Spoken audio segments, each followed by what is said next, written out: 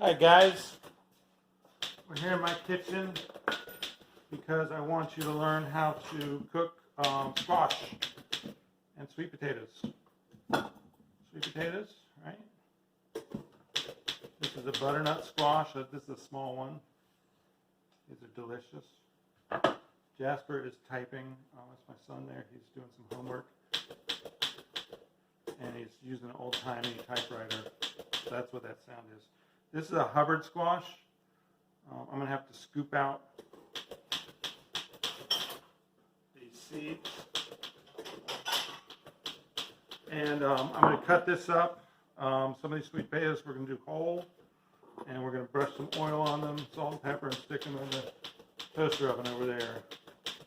These seeds, you just kind of got to, whatever you can do to get it out. I take a spoon, sort of scrape the inside like that to get the seeds out. You can eat these seeds if you ever had toasted pumpkin seeds, squashes and pumpkins. They usually have seeds that are pretty good. You just clean them and toast them quickly with a little oil and salt. I'm not going to show you that today, but you would take these seeds right here and you would just put a little oil on them, probably rinse them off, put some oil on them, a little salt, and put them on the pan. But that would be very quick. They would be done much sooner than the rest of the stuff. I'm also going to not do this one, but you would cut this in half, scoop out the seeds. This Hubbard is pretty big, this Hubbard squash. So I'm going to cut off that stem right there. What am I going to do? I kind of want to lay some of this flat on the counter. Watch fingers. There we go. Isn't that cool? And then we got this. Probably what I'm going to do is cook this face down. Put a little oil on it. You always want to get oil on all the outside surfaces. Keeps them from drying out and crusting. This is olive oil. It's a very nice looking label. It's one of the most affordable olive oils I get at the local grocery store, which is not Piggly Wiggly, unfortunately.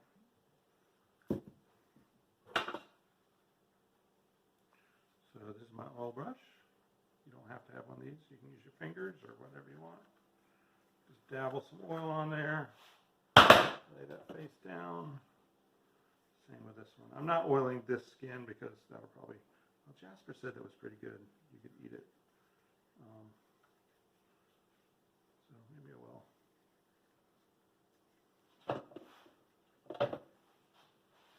All right, so that's how I do that.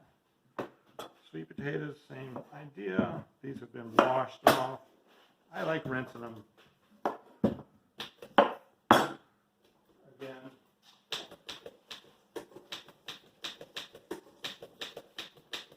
that's just what I do. Take these, we're going to brush these with some oil like that. I'm going to set that on the pan. Brushing some oil. Set it on the pan. Got a couple more pieces. Sometimes you do hash browns or regular potatoes are done this way in chunks. That's okay. They just cook quicker. Depends on what you want. I'm going to make a little space on the edge there. Those will be done sooner, so I'll have to check them. Usually my pan doesn't have this many choices on it. It'll just be one, but I wanted to show you how easy it is. All right, that's pretty much it. If you want, I mean, I usually salt it later, but this is my salt. I'll go ahead and put a little bit of salt on right now because it looks more professional. Some herbs, some pepper, some rosemary, whatever you want. This goes into the toaster oven, and it's going to cook for 20, 30 minutes, I'll start poking a fork in it. And these bigger ones, when they're soft in the middle, they're done. That's it. Like 350 degrees in the toaster oven. It's surprising how delicious that is, considering the amount of effort and the price. That's like $2 worth of sweet potatoes. And that took me, I don't know, 4 minutes. And that will be a very delicious meal.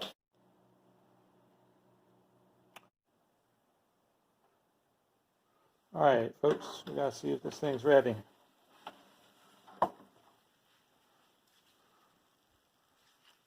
Oh yeah, looks mighty good. I might say so.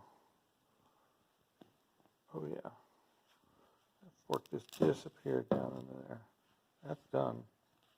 That's overdone right there. Ooh, look at that.